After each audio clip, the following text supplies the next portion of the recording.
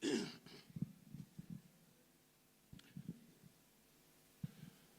morning, colleagues. The time now is 9 o'clock. We are 30 minutes behind schedule. We have decided that by 12 o'clock we should be concluding the business of the day so that we allow those who will be traveling to destinations outside Free State can be able to do so on time. We have 158 councillors who have registered, who are physically present in this session of today. We are joined by 22 speakers who are connecting to this session by virtual means. So we welcome you to this session of today. Yesterday we had very fruitful deliberations on a number of topics that the NEC has identified. Our topic of today is the role of the speakers to protect the checks and balances between the legislature and the executive. Our panelists are Mr. Odwa Duda, who is sitting on the extreme left, not in the ideological sense, who is from the office of the AG, and then Councillor McLaughlin, Speaker of Midval, and then President Stoffile. So we will start with the office of the AG. Over to you, Mr. Duda. You can use the mic next to you.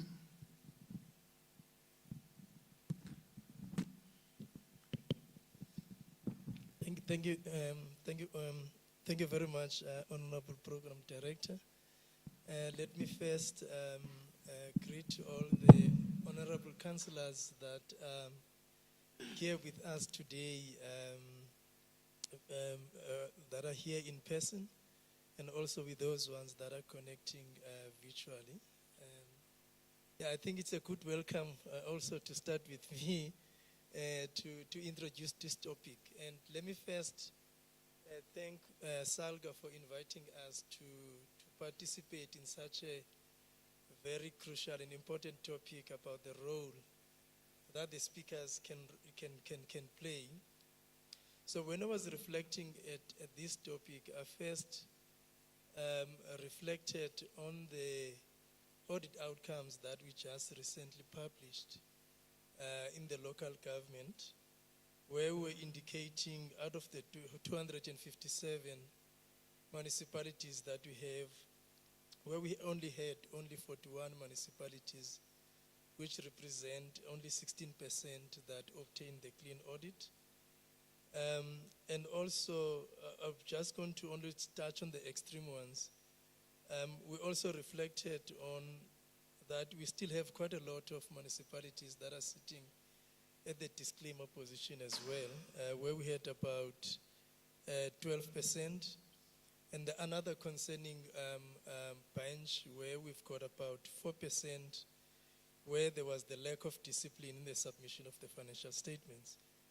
And when you look at the picture that we recently published, it really called for an urgent action where we really need capable leaders to demonstrate the change through strengthening the transparency and accountability in the local government space. And also to realize this change, we believe that the role of the speaker becomes so crucial in ensuring that there is oversight that enable the transparency, the integrity, and accountability in the efficient running of the municipalities. The role of the Speaker, because the Speaker is in charge of the legislative arm of the Municipal Council, we believe that the Speaker can use their powers to guard and ensure that the councillors, firstly, because if we have to get the officials to rally to do the right things, it first needs to start with the council, where the council needs to set the right tone. So we see that the Speaker can drive that change where they can enforce amongst the councillors first, where the councillors, they comply with the code of the councillors, so that they are not seen as them first abusing the privileges and the interest that they have, and therefore the councillors can first start to lead by example. And once you lead by example, then you are in a position that you are able to set the right tone for the officials to follow. And we also believe that, because I think it's something that we observed through the interaction with the council, is that the Speaker maybe need to start focusing on who are the other role players that are in the accountability ecosystem, that the councillors can ensure that they invite those role players to fully participate in the affairs of the council, so that they can also be part of finding the solutions to improve the running of the municipality and ultimately to be able to improve the audit outcomes. And some of these key role players that we highlight is, for example, to what extent does the speakers invite the audit committees and the internal auditors to come and provide some level of assurance on the information that is tabled by the administrators to the council for the council to debate on. We also observe sometimes that the committees, which is the Section 79 committees that are established, to what extent that when they produce those reports to the council, are those reports adequately interrogated, questioned, and not just take the recommendations and implement, so that once we question these recommendations that they're putting through, that whatever they recommend is the recommendation that is going to make change in that. We also note that the provincial leadership also is part of the key role players, the coordinating ministries, Office of the Premier, COGTA, Provincial Treasurer, and National Treasurer. To what extent do we invite them so that they are able to participate? We also said that the Speaker also, as the chair of the council, they can play also a critical role to ensure that the citizens actively participate in the affairs of the council, so that they can provide support to the council in holding the municipal officials accountable for the delivery of the services to those communities. Chair, I think I'll stop there for now, and then I'll add. Thanks. Thank you very much. Thank you very much, Mr. Duda. Can we hand over to you? Yes, Councillor Thank you. McCrogan. Good morning, everybody. I'm just going to cut to the chase, I think, and ask if you'd allow me to say all protocol observed. And I greet everybody here from the highest to the lowest, particularly the NEC of Salga. And I thank you for the opportunity and the honor to come and sit up here this morning and discuss a few matters with you that you may find of interest. Just to put it in context, I was listening yesterday with interest to what a lot of the speakers had to say, and I realized just how blessed I was to be the speaker in Midvaal, because my problems seem to pale into insignificance with some of the problems you people have, and my heart goes out to you. So I might sound a little perhaps arrogant is almost the word, but it's not that. It's just that I don't share the same problems you have, so I don't necessarily have the same grasp of the kind of difficulties you have to face on a daily basis, which I'm very grateful for, I must add. But just to get back to the issue, I've been listening to my friend to the left here, and I know audit outcomes are the things that sort of tend to get us concerned and scared when the AG comes around and his staff are all over the municipality and everybody's wondering what they're finding and what they're digging up this time.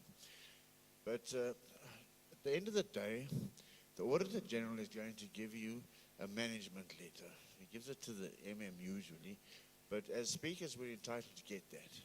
And we have to get it because it's a critical part of the oversight we play. We need to get that management letter. And it's my belief that any who tells you, no, you're interfering, sorry, it's not his space, it's your space. You are the champion of oversight in your municipality and you need to have that information. The Auditor General comes, and as I'm sure my friend here will confirm, he's looking at three aspects. He's looking at your financial performance, he's looking at your targeting, and are you achieving your targets, and he's looking at whether you're actually following the legislation. So there's three legs to what the Auditor General does. And if your municipality, if every person in your municipality is doing his or her job, you won't have a problem. It's when people don't do their jobs that we start to run into trouble. It's a very simple formula. People just need to do their jobs. That's all it takes. But to get people to do their jobs and to have the right people in the right places to do those jobs is where we seem to fall short very often.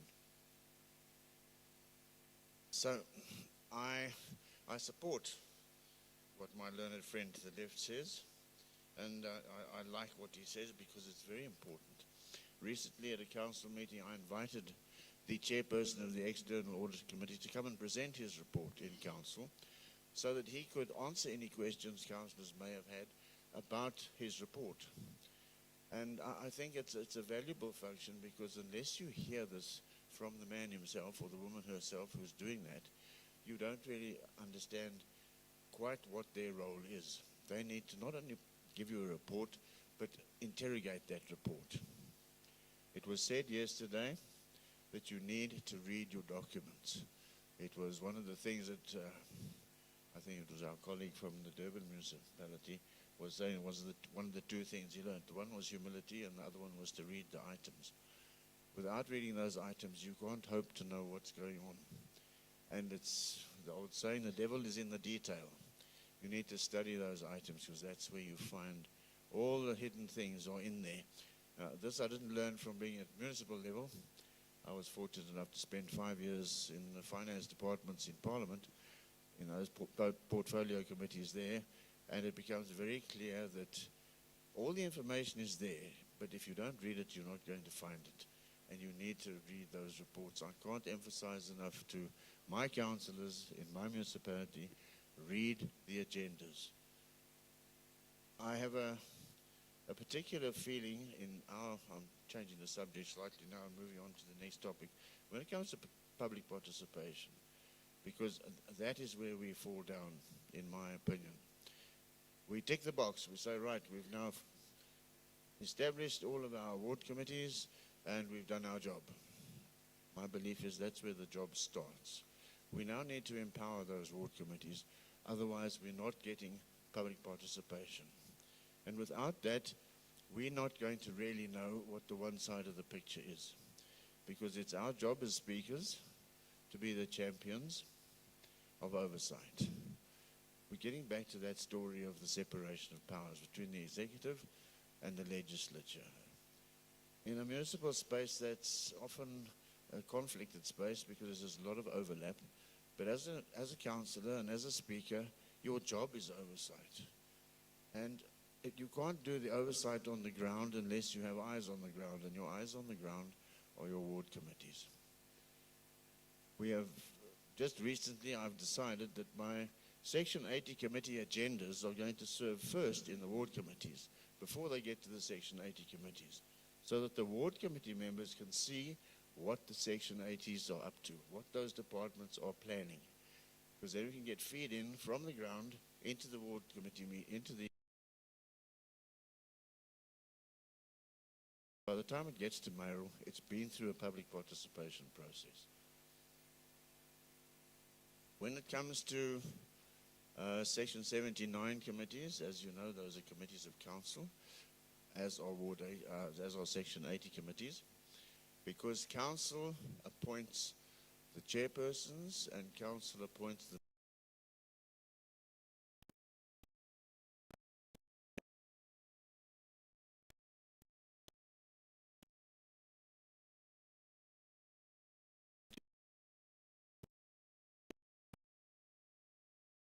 committee. So we have committees to deal with a number of aspects that come up on a regular basis. But you can create whatever Section 79 committees you feel are appropriate and necessary in your municipalities.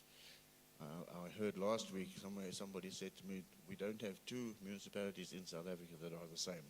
And having listened to what was said yesterday, I can well believe that.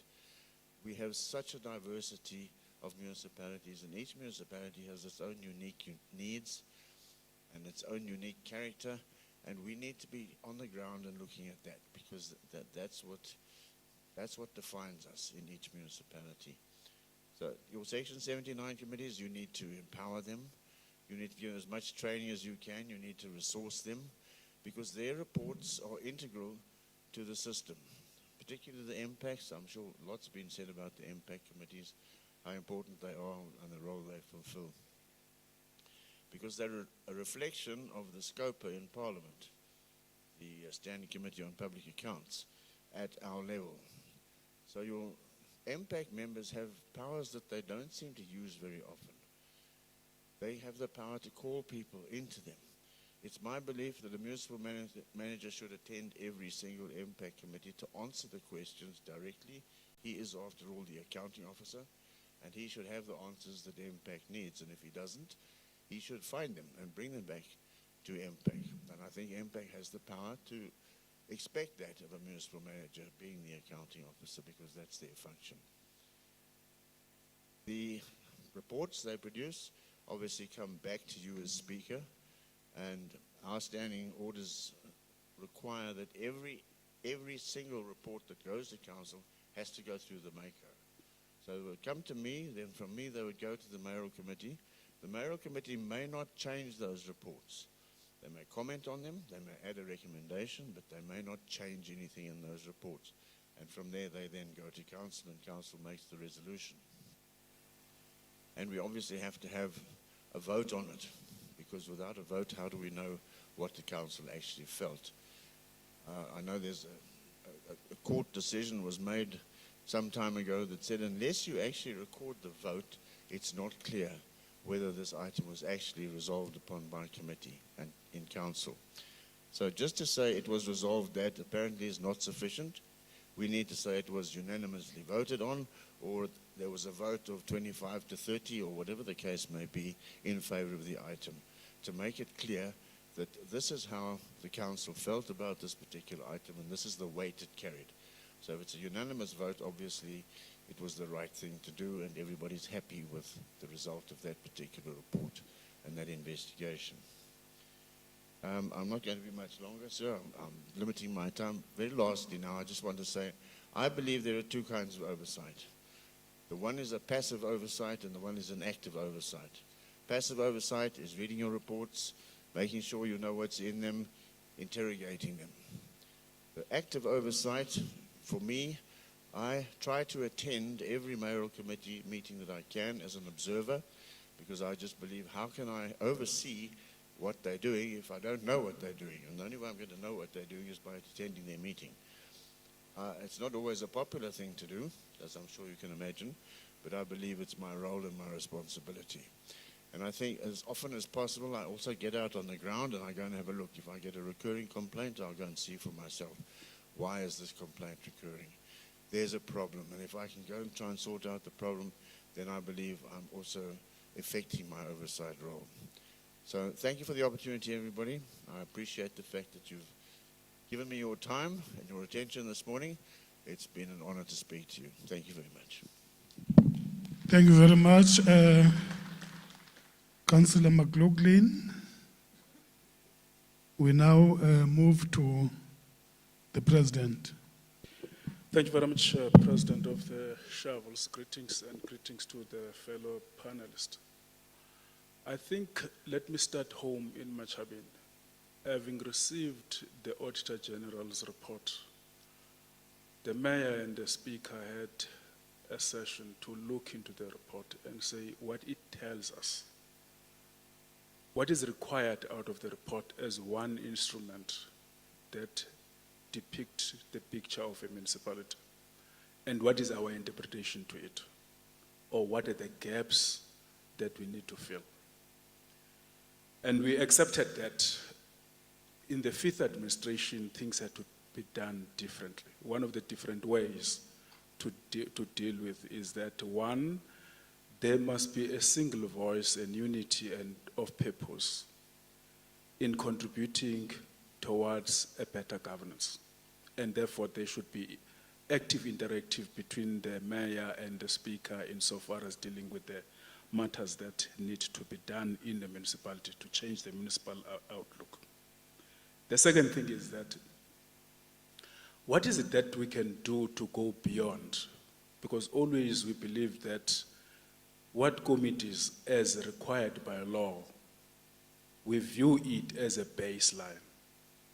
And we believe that we can do more by engaging in the broadest possible way with communities and segment it, because our communities, of course, are segmented because of various interests that they have. And deal with each and every group that is in the society with an intention to lure them to participate in matters of government, because local government, in our view, is a three-legged pot, and therefore the community had to pay and play a particular role. And the current law, it provides what committee establishment, but it doesn't prohibit any other initiative going beyond that. And that is the issue that I believe it's one issue that we need to deal with, in increasing participation of the public in the matters of local government, so that they take ownership of local government business, because in our view, communities are shareholders of our business.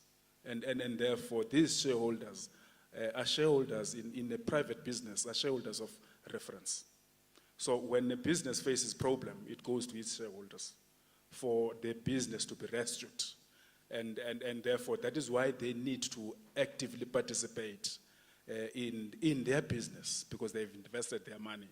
That is why, in our view and our interpretation, myself and the Mayor, is that the returns on the investment these shareholders have put into this business of local government is quality services. So, and therefore we use the mirror of the Auditor General. The third issue that we looked at is, we're investigating now. We are still at the very infant stage. As you know, local government is 6-7 months now. We are moving to eight months. What are the instruments we use to make sure that Section 79 committees are perform assessed? Because you may establish a committee and you tick on the box that you have a committee, but it's performing. What instruments do we use to perform assess these committees? We're investigating that. Also, we are also investigating the possibilities of creating relations between the MPEC and the Audit Committee. Because both of these instruments, at one point, they do more or less the same work. Now, how they share notes, because you'll know that Audit Committee is formed by a group that you had to bring from outside. So I think, to me, it contributes immensely on the intention of the association that has been always telling us that we must be innovative in doing things so that we turn the corner. And in our view is that if we can succeed in that, we will indeed achieve the objectives that we have set for ourselves. In fact, we put a target. One of the issues that we investigated between myself and him is that, what are the prospects of developing performance assessment of a speaker and the mayor? Are we doing our work?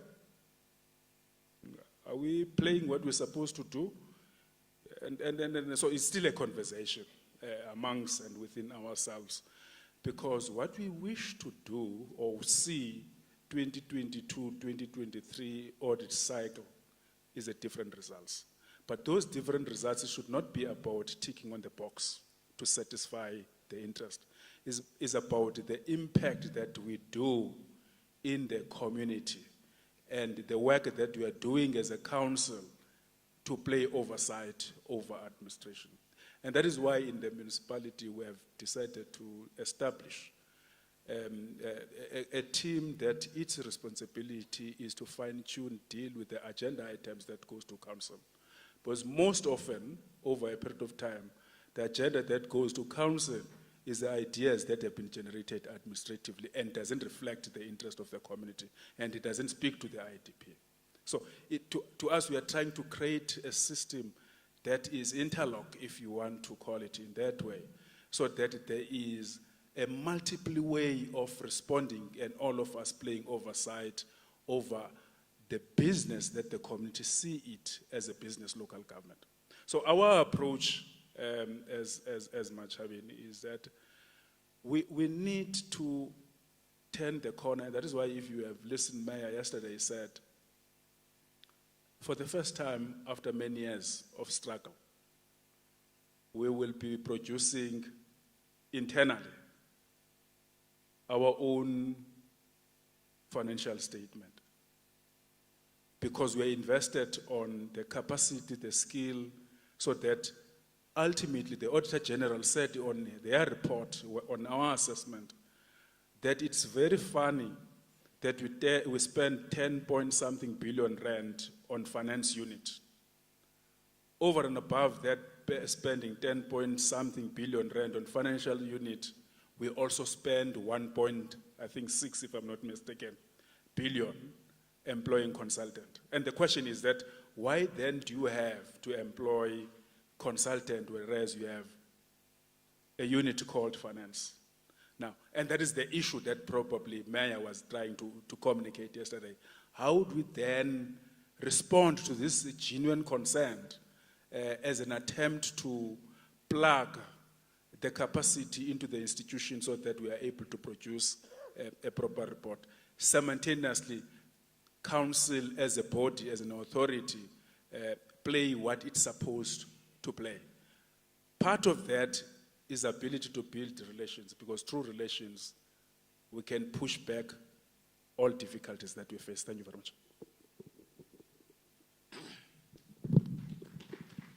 Thank you very much. Can we give them a round of applause? Thank you, colleagues.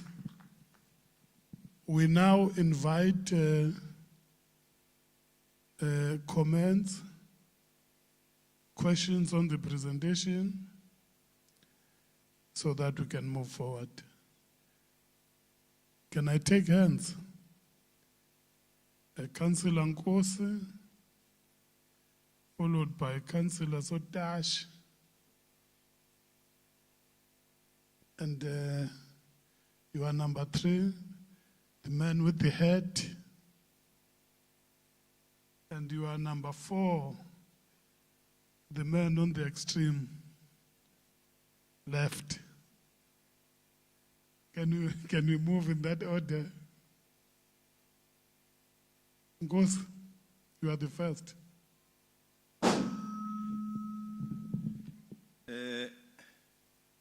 Thank you very much, Deputy President, and good morning to all colleagues. My name is Mluleki Nkosi, member of the NEC. Chair, I'm a bit concerned and perhaps perturbed with regard to what Speaker McLaughlin from Midfall have raised regarding taking the reports of the mayoral committee, or of the Section 80, not of the mayoral committee, of the Section 80 to the ward committees. And because the reports of the Section 80, it's work in progress.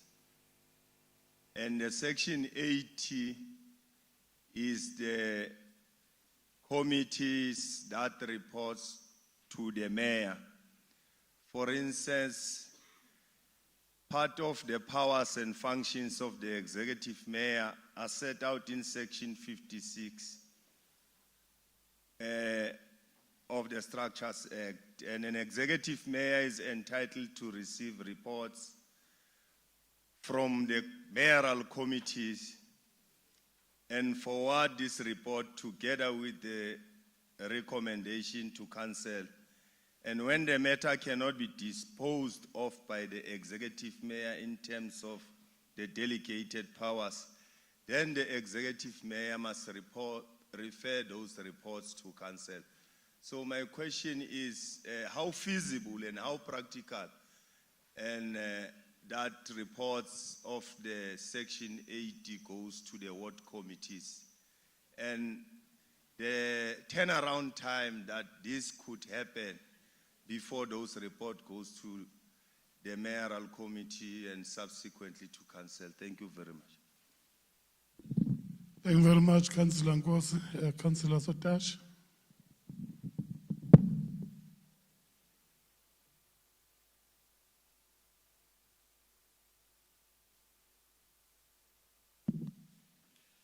Thank you very much, DP. DP, just for interest, the gentleman from AG, to what an extent the AG's office assist municipalities in regard to Section 71 reports? Because I strongly believe that before you issue those audit opinions, there is a process that precedes those final opinions by AG, knowing very well that there are reports that are submitted to Treasury. The basic principles of governance theories in terms of checks and balances, like your redundant theory, where your provincial government and also Treasury have to look at those reports that are submitted, because the blame can't be squarely put to municipalities. You ought to have that kind of a synergy in terms of checking the reports. And in most instances, DP, in most instances, even Treasury does auditing on the basis of the information that is submitted by municipalities.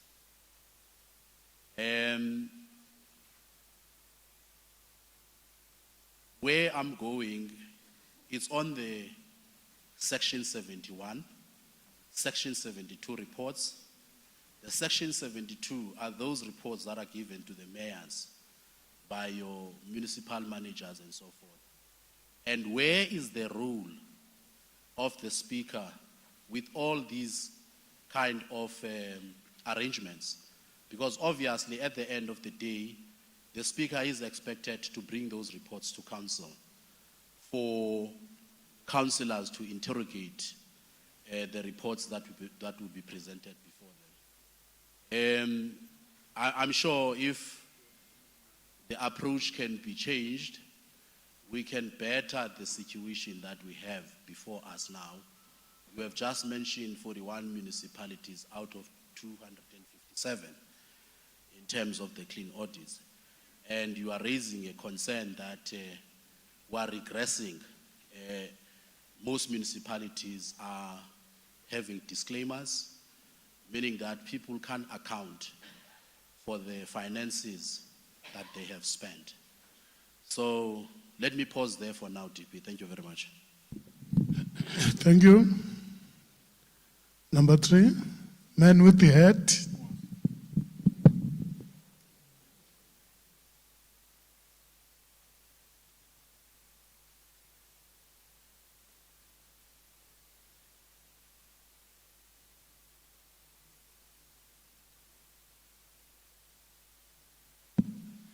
Thank you, Chair. Ngiyabani sebenza. Bakhalela lo mnqwazi omhle. Thank you, Chair. I think I'm Elvis Mpitikezi, the Speaker of Merafong. I think there are a few issues that one wants to raise, Chair, as the previous speakers will have covered some of the issues. I know that in terms of the Act, Chair will speak about the Section 79 committee. And it does speak about...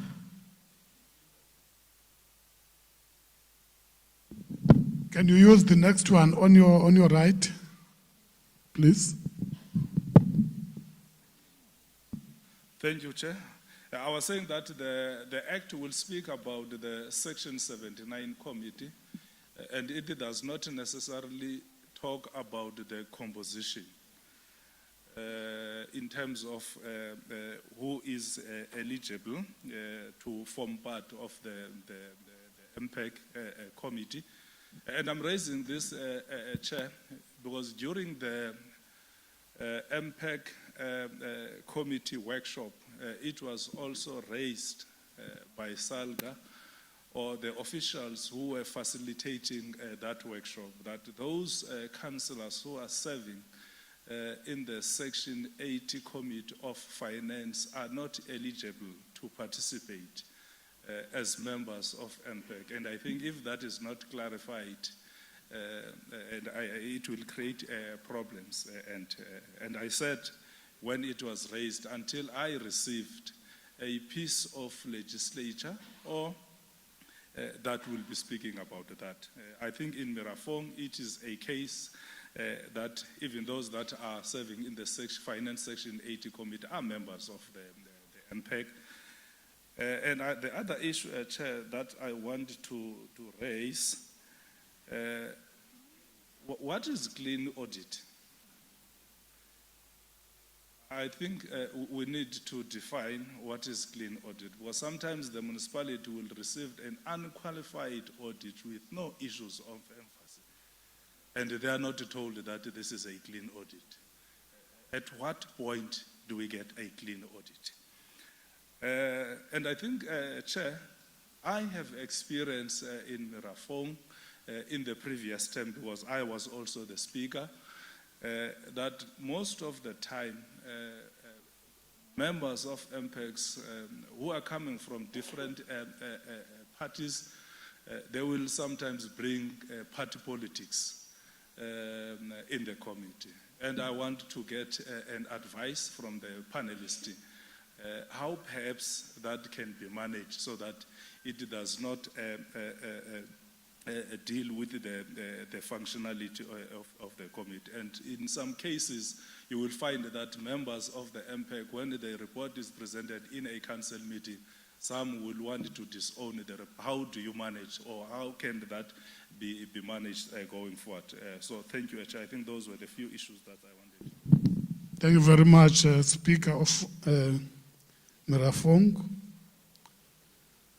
Yeah, go ahead. Thanks, ADP, and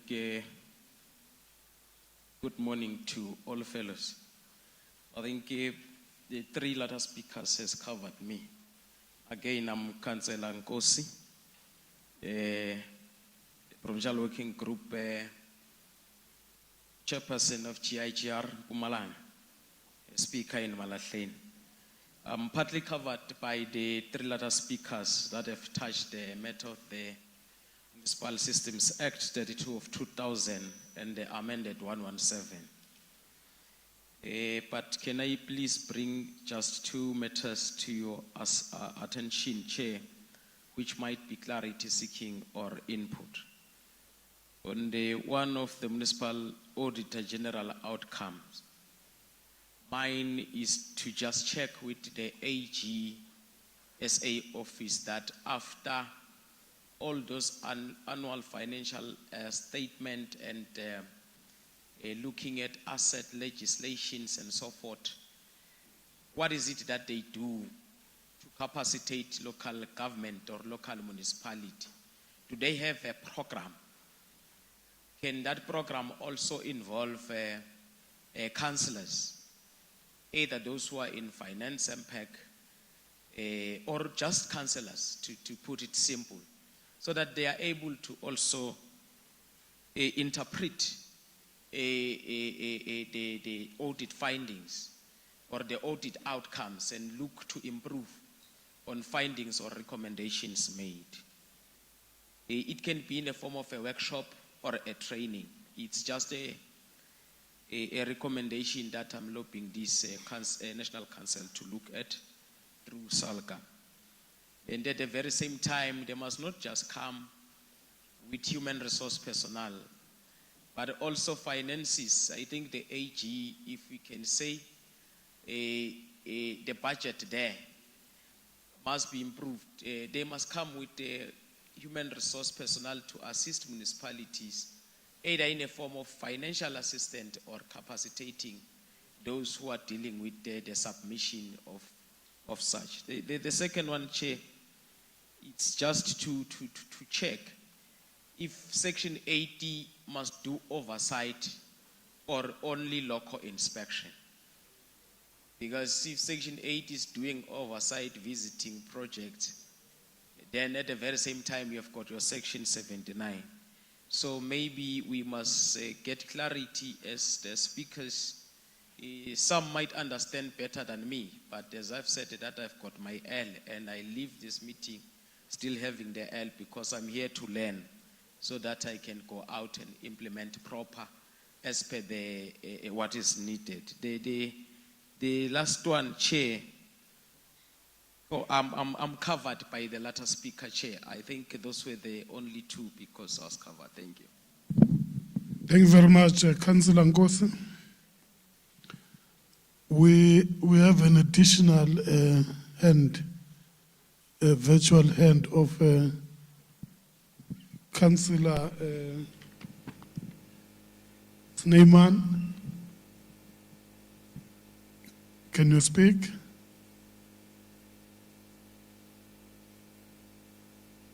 Councillor Cian Snyman.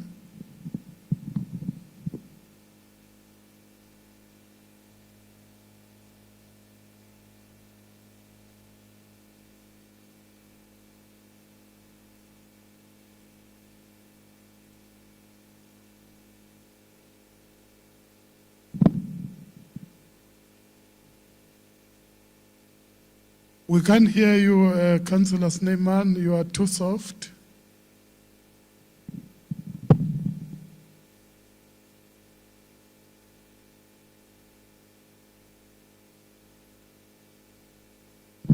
Can you raise your voice a little bit?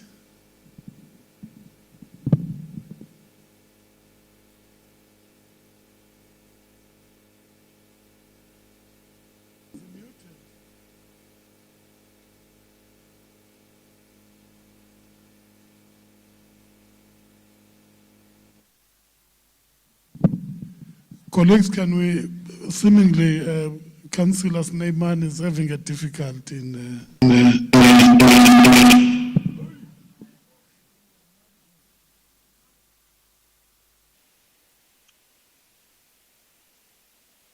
Hello, can you hear me?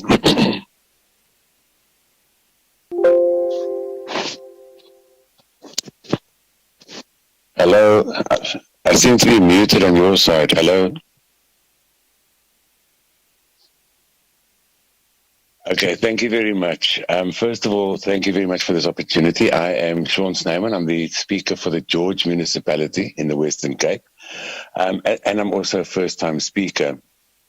What I would like to bring to the attention of this forum is that I personally believe that we are going into territories where we need to bring back the basics as council. I think sometimes we speak far too highly. In other words, people don't understand us correctly. I don't think, and I'd like to know from this forum, how can we possibly as as a forum, assist in making things a lot more understandable for our communities as well. Because I find that a lot of the time, even in the Section 79 committees, the Section 80, we use language which is ununderstandable by the person on the street, and we end up confusing people more. And I think it's time that we understood that by using all this big language and all that sort of stuff, we are actually confusing our constituents more than we are assisting them. And I think it's our jobs as speakers to make sure that our communities actually understand all the processes. Now, firstly. Secondly, I think the road towards doing anything, in other words, the way that we do things is very unclear, in that we do not have a set document. We continuously have to, as councillors and as speakers, have to refer between documents. For example, the Systems Act, the Structures Act, this Act.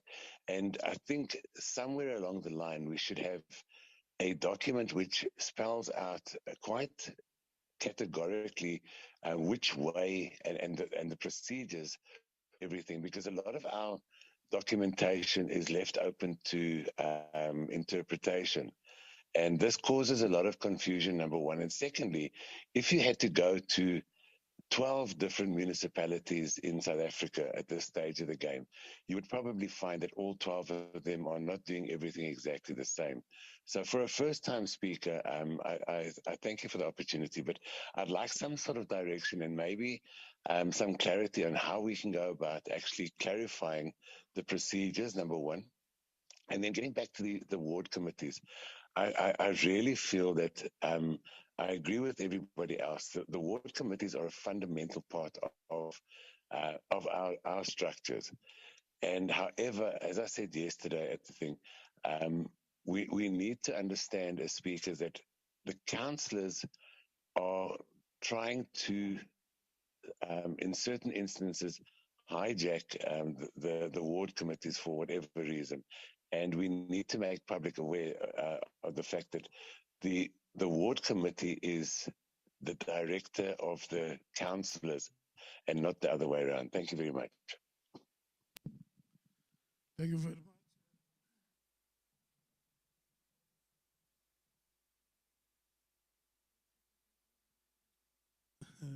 Thank you. Thank you very much, Councillor Snyman. Panelists, you have the questions. Can we respond?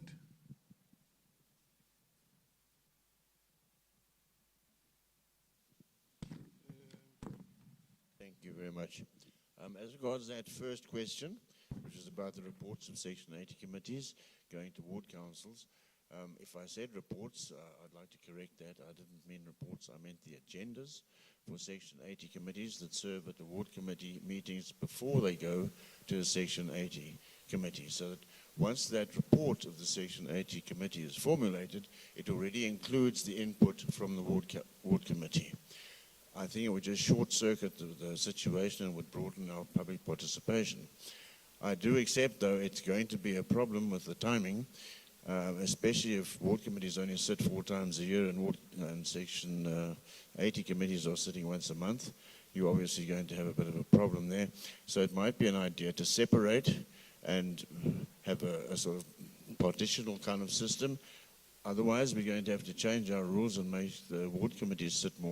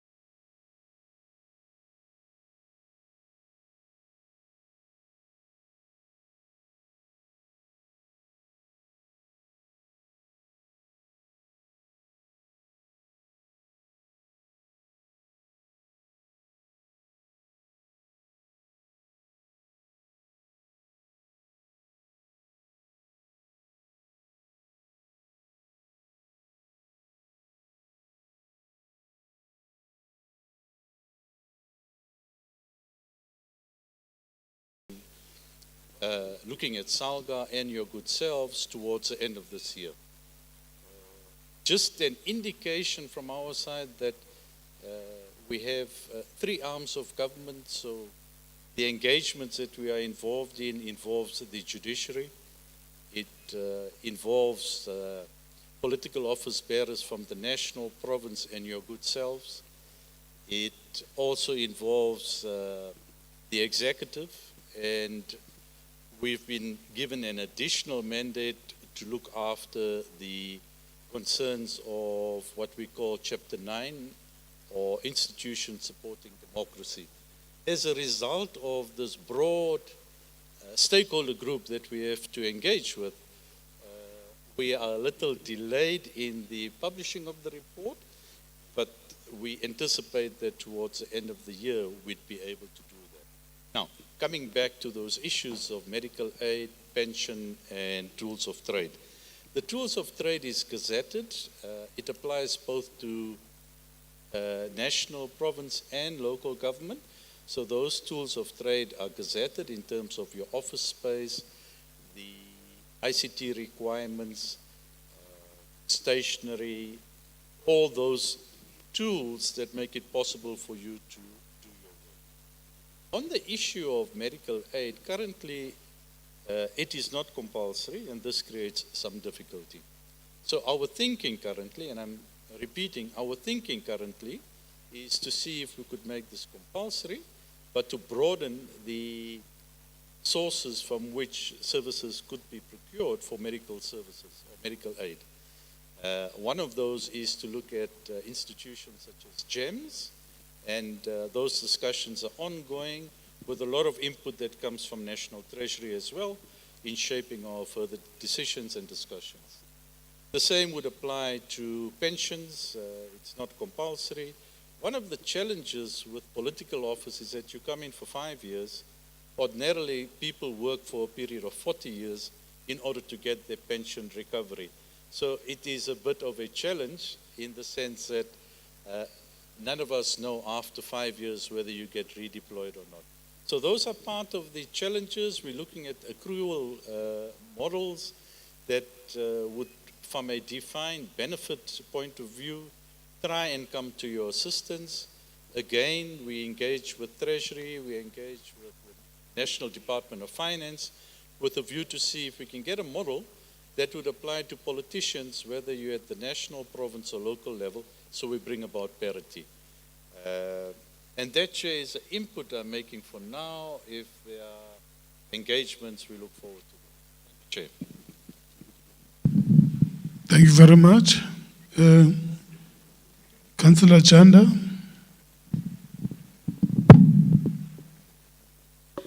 Thanks very much, DP. Good mornings to the leadership of Salga, DM, the honorable speakers present, both here physically and on the virtual platform, our officials, and everybody else. I think I will also touch on some of the issues that were indicated by the Commission. As the association, we have been dealing with these matters for quite a long time. The issue of the pension, the issue of the medical aid. And as the system evolves, at one stage, councillors would remember, there was what was called a contribution by the member and a contribution by the municipality. But later on, such provisions were then reviewed, and then talking about the total cost to the municipality or total cost to the company, which then required that each councillor would have to restructure the total package that we are getting in order to have access to medical aid and pension fund. And this has created a problem to the sector, especially to the councillors, because at the end of the term, as you are correctly saying, you find out that there are councillors who do not belong to pension, who do not belong to medical aid, and others even before the end of the term. And when problems come, you find out that you have councillors who would, at the end of the day, or if something happens, they are unable at least to have something that would keep the families. Hence, we also shared the same view that probably we need to consider, hence the inputs that were made to the Commission, that if we could make that pension probably be compulsory. But the instruments to do that, we are weighing a number of options in dealing with that. That's the first issue that I wanted to touch. The second thing was that we are also, or we have made recommendations to the Commission that indeed it would be important if we could standardize for all public office bearers, because it is embarrassing to find out that when you are a public representative at this level, you get something different from other public representatives, as if public representatives are different from each other. And I think what Deputy Minister yesterday articulated on this matter.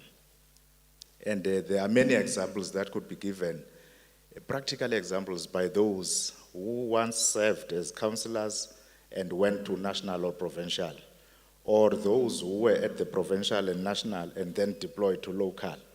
So hence our call is that we really need to standardize the issue of pension and medical aids. The second thing that I wanted to touch on, DP, is on the remuneration system itself.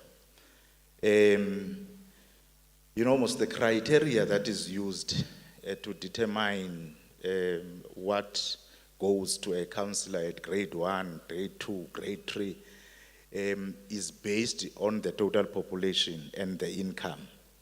And then again, the same discussions that we had yesterday, the assumptions that were made by the white paper on local government, that when we were integrating, amalgamating these different entities into municipalities that we have today, was that probably they would be able to raise funds, or raise revenue, yes. But in reality is that it is very hard and difficult given the economic situation we are faced with. So our view, which we tabled even in the national conference, was that we need to review this issue of the grading of municipalities for this issue here, remuneration. And our proposal was simple, that those from grade 1 to grade 3, they need to be treated as one. And then you have your grade 4, grade 5, up to grade 6. And then you look into the issue of reviewing the criteria, the population versus the income. The other that I wanted to talk to is on the issue of the tools of trade. You know, when we were interacting with chairpersons from various provinces, we were getting indications that it is so difficult in other municipalities to provide even what has been determined in terms of the Gazette itself. It is there in the Gazette, but municipalities have challenges in terms of providing that kind of thing because of capacity in terms of revenue in those municipalities. So it's a challenge. And we know almost that for the municipalities or the councillors to operate effectively, they need to have these tools of trade. The other one which we picked up as we were preparing for this Council of Speakers and with the Gazette that was issued on the 2nd of June, is that the inconsistency in terms of providing some of these benefits through the Gazette. Councillors would know that there was a provision for a 300 rands, if I'm not mistaken, for what you call data, yes. And when we were looking into this Gazette, that has been withdrawn. It's not there, and it has implications, because some municipalities were quick in terms of administration when they picked up. They said because the Gazette is to be applied retrospectively, that is from the 1st of July 2021, and therefore some regarded that is an overpayment, and therefore those who were in the system, even if both you didn't come back after the elections, the months from July to the 8th of November, so it would mean recoup from those councillors. So there are those challenges. They are happening currently. Councillors are confronted with that currently, and they've been inundating the Salga National Office about the inquiry about such things. And we have said the head office, our officials, they must interact with COCTA to look into this matter, its implications, and how we rectify this matter, so that notices, circulars or whatever is written back as to either this is brought back, we don't know DM, but your officials are interacting with the Salga officials on this matter since last week when we discovered this matter. But it's a serious concern to councillors, because now they will have to be deducted from councillors, and there's no uniform approach in terms of understanding what does this thing mean. On the capacity building, there's another issue on the determination. Even this one, it has been a long, protracted struggle, and we don't understand why even on this one, the application is different. If you look into that Gazette now, the determination of upper limits, councillors are only allowed to take short courses. And I don't know what is a short course. Because we have also moved from this thing. When we started the democratic era, the democratic phase of local government in 2000, 2001, there were a number of short or 3-day workshops, and we said, no, this is a waste of money. We must move away a little bit from this thing. Now, you see now it is brought back again. We are talking about short courses, unless probably there's a different interpretation of how we understand this thing. And we were encouraging councillors to take opportunity for individual capacitation, so that, one, you are able to improve your level of engagement with the officials, because at least you have something that you understand better. And secondly, if opportunities prevail, you are also able to get into the system, whether it's the public service. Some of the councillors, 2000, 2001, you would be shocked that they are now leading in many institutions because of the exposure through the capacity building. Now, when we are told now we must go back to short courses, and we are not allowed to get into institutions, and at one stage it was even specific that we should not get into universities, let alone that now it has not been explicitly mentioned there. It's only saying short courses only. And we want to know the reason. Why is it done in that fashion? Why do we differentiate when at national and provincial they have the opportunity to enroll with these institutions, so that they better capacitate themselves. The issue of concurrence is another issue which is frustrating the municipalities. And our view is that why can't we use the approach as contained in the Municipal Systems Act in terms of how a provincial okanye the MEC relates with municipalities. Yesterday I heard people saying they were talking about concurrence for the appointment of Section 56 managers. And I've been wondering, where do they derive that from? Because the Municipal Systems Act has no mention of concurrence. You go to Section 54, I think it's Section 54A, 7 to 9. What it requires is that after you have conducted all your processes and then taken the report to council, and then the council appoints, because that is the jurisdiction of council, and we have no dual appointment. It's only council that appoints, but what you are required in terms of the legislation is to take the report to the MEC within 14 days, so that the MEC is able to look, verify, check if you have followed, if you have complied with what is entailed in the Act. And he or she has a recourse. In the event that he or she establishes that you didn't do what the Act says, he may go to court, challenge you in court. And we're saying the same issue, a concurrence on the remuneration. Why can't we do it in a similar way?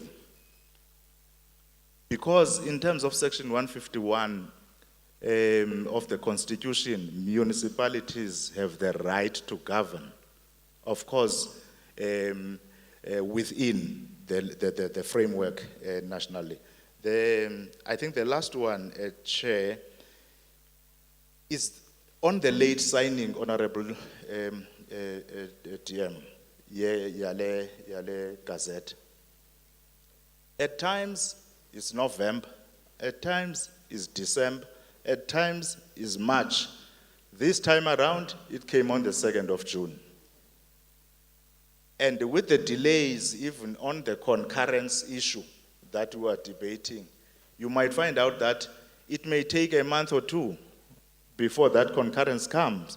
And it is already in the next financial year, tax implications. So there are a number of things that are implicating this late signing of the determination. The last one is on the issue which we didn't mention yesterday, which, because we are speakers here, it also relates to your welfare, if it is a welfare. Because there's a Section 28 of the Municipal Structures Act. It talks to privileges and immunities. What you are allowed, or how are you protected when you are debating, discussing within council committees. And remember, province and national have the right to call any organ of the state, the legislatures.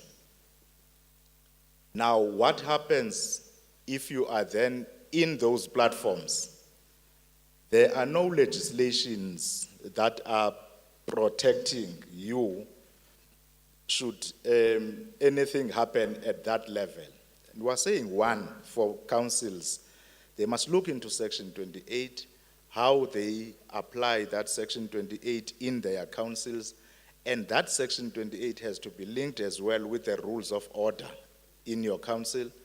But number two, that we must persuade, we must interact with provincial legislatures for a legislation that would also take into consideration the municipal councils as they appear before those legislation. How are they given the privileges and immunities as enjoyed by the MPs, MPLs in those legislatures.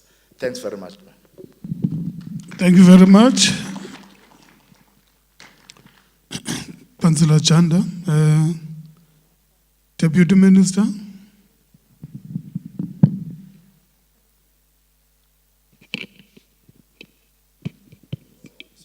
Okay, thank you, Councillor Jan.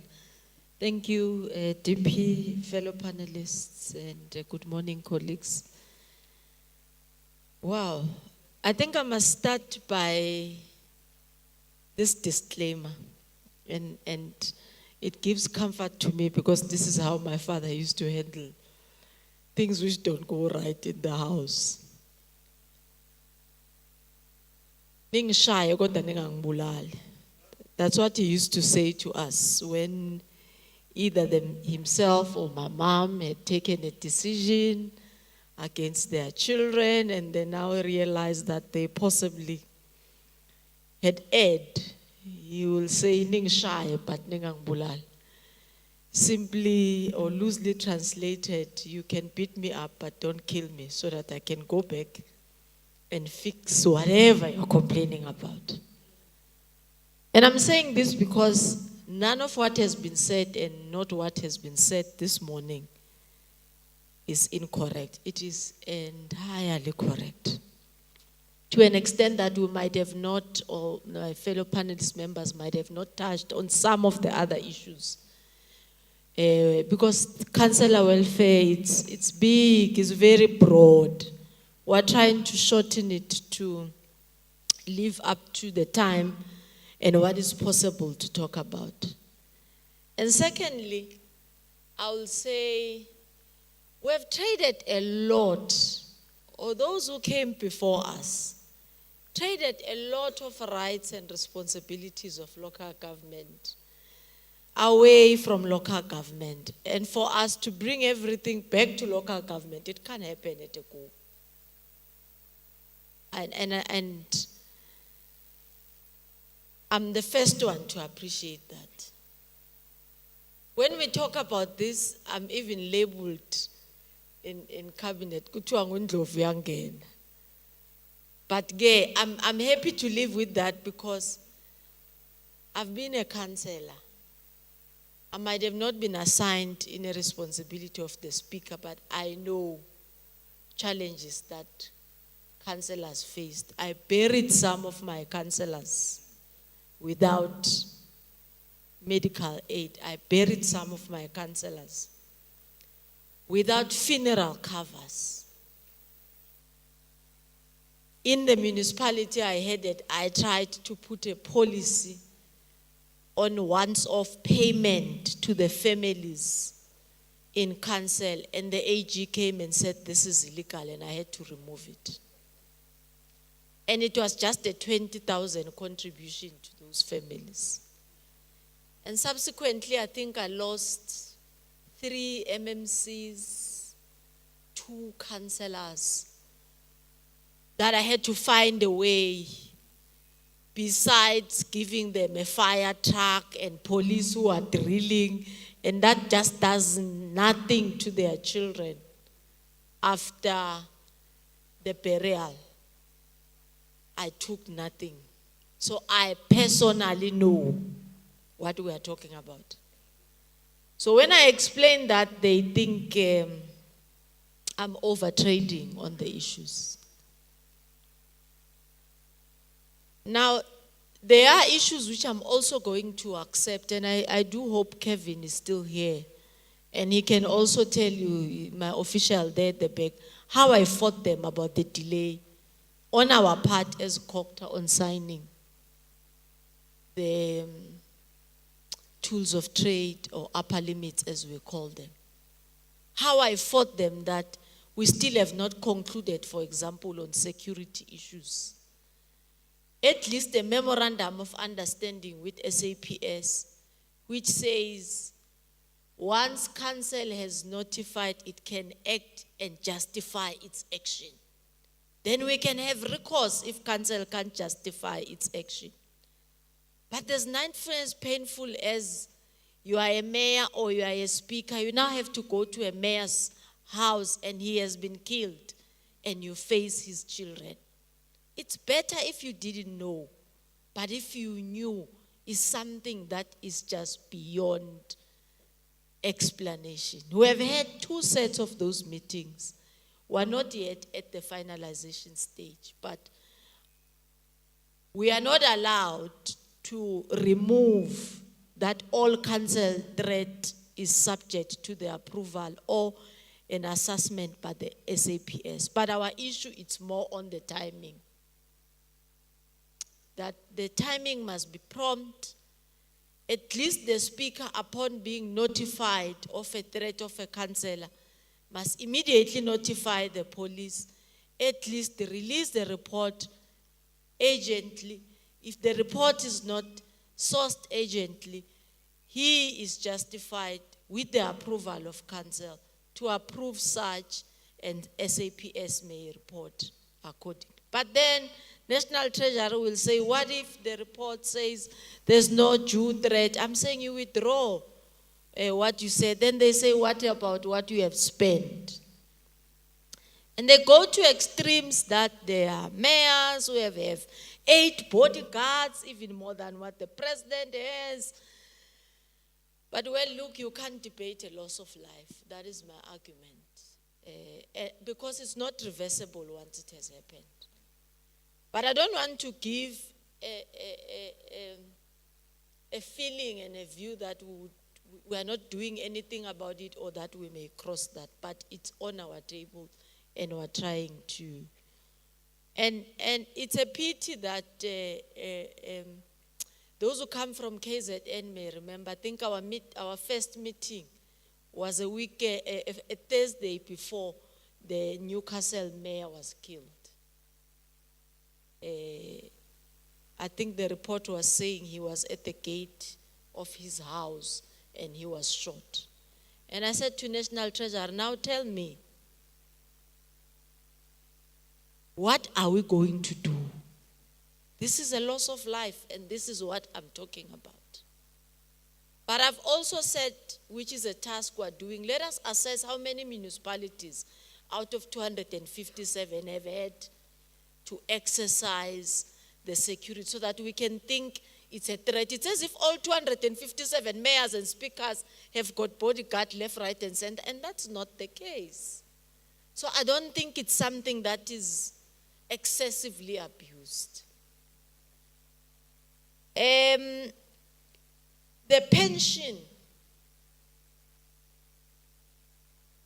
I did indicate that I differ with the commission, and I still do, because the accrual model is available in the sector, and that's what needs to be done immediately. At least we don't have the powers, but it needs to sit where it's supposed to sit, and then we will say it's out of our hands, and let there be an accrual system, and let's see how it would. For me, it will be better that we do something about it, we correct ourselves in the process if we think it's not fit, rather than keep on moving the goalpost. I agree medical aid must be compulsory. But I'm also saying to the commission, tell me how much does a councillor who is in grade 1, and for him or her to even be able to pay 800 rand of a medical aid, it's impractical. So I've never seen people who hate themselves to an extent that a councillor will say, I'm driving this car and I know I possibly may die or injured, but I don't care about that. They are not saying that. It is practically because there's nothing on the table for even that to be withdrawn. In fact, the greatest example is when you realize that municipalities themselves even fail to pay the third party, of which medical aid is just but one of those third party agreements that they should be paying, to show that there is no money there. So we are in agreement with what Salga says, for example, that in the kit, National Treasury will then may have to contribute on behalf of councillors that portion. And it can be resolved easily.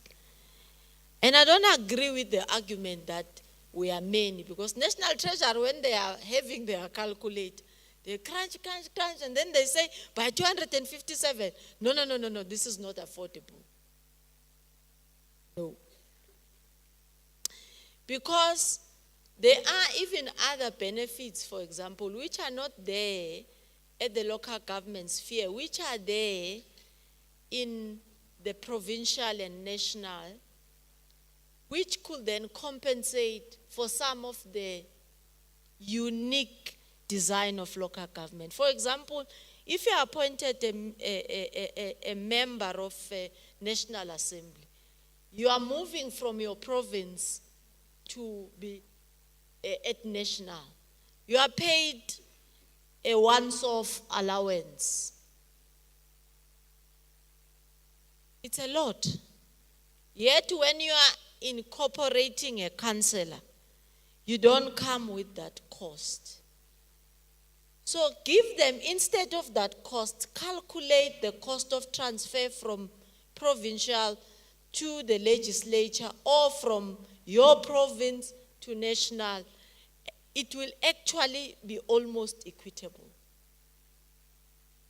into the 257 councillors. Oh, I'm told my time is up.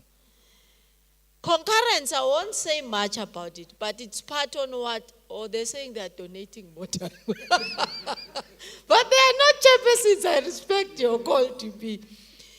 The concurrence is more about the issue of the rights which I've spoken about. And I wouldn't say much about it. There are many of them. You appoint, you inform, and there's a recourse. But I will tell you and remind you why we had to do these things. It's because of our political control. And that's the reason why we let it off. And now it's delaying us. And some of you will tell you how a deployment committee will hold your appointments deliberately so that you become not functional as a council. It's a story for another day. But Chair, allow me just to talk about the capacity building, because it's important. We have had those discussions. They are not only about data, but they are about the correction and the addition. The reverse is totally unacceptable. I saw my speaker from my former municipality, and she knows, before even the tools of trade, I made a decision as a mayor. I pay for my councillors. I drafted a policy. I said, bring it here. I will sign for it. AG, I will talk to him. Because I had a lot of young councillors. A lot. And I signed. Some have got masters in Manchester. I was posting their pictures. Jubilant that they've passed. Of course, some did not make good use of the opportunity. But that's up to them. I afforded them. I can look them in the eye and say, I'm proud. I can look them in the eye and say, finish it off yourself rather. But I carried you through. So we are looking into that discussion, Salga, LG CETA, and ourselves into reviewing that immediately. But as I had said, it's only 52 months. That is your term. Says 52 months. It is important that by January, that's secular, so that you are able to register, should have been finalized. Now, Kevin, that's a commitment I'm making to speakers. I'm not going not to live by that commitment, because I've never seen a government which can't take care of its own employees. I took my own Maroshi to school, and council will pay for them. Because I can't go to explain Spluma to somebody who has never even heard what is Spluma. And that's how difficult their job is. And we need to have that under. So I'm not taking capacity in a narrow sense. Council also need to be able to be allowed to look into some of its key stakeholders, invest in them for the benefit of their communities. Thank you very much, and sorry for taking. Thank you, TM. Thank you so much. Colleagues, we're taking hands now. Number one is the man with the hat, the Speaker of Mirafong. You are number 2. Number 3 at the back. We'll go this side. Councillor Zotash, number 4. Number 5, on the extreme left. In that order. You start. Number 1. Thank you, Chair. Is Elvis Mpitiges again, the Speaker of Mirafong. I think there are a number of issues that I have noted as I appreciate the presentation from the panelists. The first question that I would want to ask Deputy Minister, what is the necessity of the concurrence to the MEC when it comes to the upper limits? And I'm raising this because there is a resolution around that matter of Salga. And I think we must get a sense, what is the necessity? Why is it necessary? Why do we have to ask for that concurrence? And if the MEC doesn't want to approve it, then the poor councillors cannot be paid as per the upper limits. Is it necessary? I think the same a gazette that has been signed on the 2nd of June, it speaks to the concurrence again. What is is it necessary? You know, if you look, I was not aware, Chair, that that legally 300 rents for poor councillors has been withdrawn. I have just checked it. And what does that mean by implications? Councillors, if they are going to be paid that 300 rents in July, that will mean they will be owing the municipality, because that will be going against the gazette. And I think we'll have to look at that. But looking at the current, of course, it has been a normal practice that when a house or a property of a council has been damaged or destroyed through riots, these poor councillors will be given an alternative venue or accommodation of 30 days. And there is another further 30 days.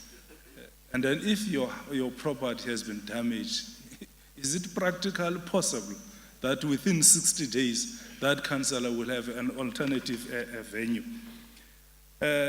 Chair, I feel that the COGTA, both national and provincial, poor councillors are not taken serious. They are not taken serious. You know, if you look at these benefits that the councillors are getting, it seems as if they are not entitled. It is a privilege for them to get those benefits. Whereas the treatment is not the same with those who are MPs and MPLs. And I was hoping that the Commission will say a lot, and I did not hear what the Commission was saying, unfortunately. Because I wanted the Commission to inform the speakers. What is it that you are looking at it when you are making those recommendations to the President? And it's very much important that the Commission must tell us, because they are recommending to the President, and after the President, the matter will be taken to the Minister to make a determination. So what informs your recommendations? And I think the NEC member made it clear that why are we using different systems as public office bearers? You'll remember most of the municipalities, I know that there was a court case which led to the minister to write letters to the local municipalities, 43 municipalities, who are facing challenges in terms of finances. And if those poor municipalities are expected to pay these councillors' salaries and their employees, where are they going to get them? Why are we not paid using the fiscals? What is it that is difficult? Is it expensive? And if it is expensive, why do we have to compromise the service delivery? Because the same money that the councillors getting from the revenue collection is the same money that they must pay these councillors and the poor, those employees. Those are the issues that, Chair, I wanted to raise. Thank you. Thank you very much.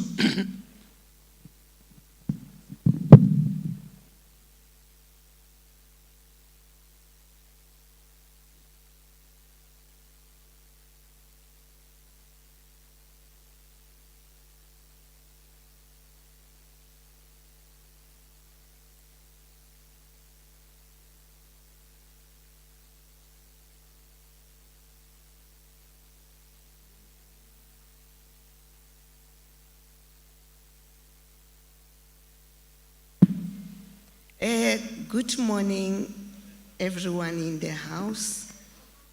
Let me welcome the presentation by the panelists. I am Sarah Sabueng Gatlo from Makwasi Hills, the Platinum Province, which you call Northwest. Now my question would go direct to Ndate Commissioner. As councillors, we seem to forget that we've got disabled councillors in our municipalities. Today we are not disabled, tomorrow you get involved in a car accident and you are disabled. And we're not saying anything about disabled councillors. When you check with parliamentarians, people who are pushing them in their wheelchairs are being paid direct by Parliament. And our poor councillors have got to see to it that they pay people who assist them. I would really urge the Commission to start talking about councillors who get disabled whilst on duty. How do they deal with the people who are assisting them? I come from a municipality where I have 2 disabled councillors. They are paying their drivers, they are paying people who are aiding them out of their pocket, irrespective. Please let us also have that opportunity of education. But what I want to talk about, which is disturbing, Deputy Minister, including Salga itself, the board, is the issue of pension fund.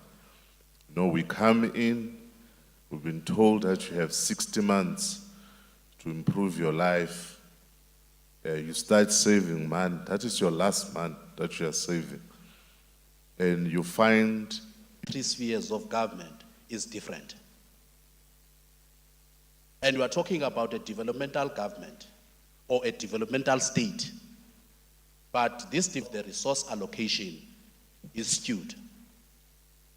Why councillors have to beg to empower or develop themselves in order to contribute positively in discharging their responsibilities? We must remove the issue of the public representatives remove the issue of public office bearers from the local fiscus and place it to national fiscus. Because the issue of the public office bearers is the responsibility of the state.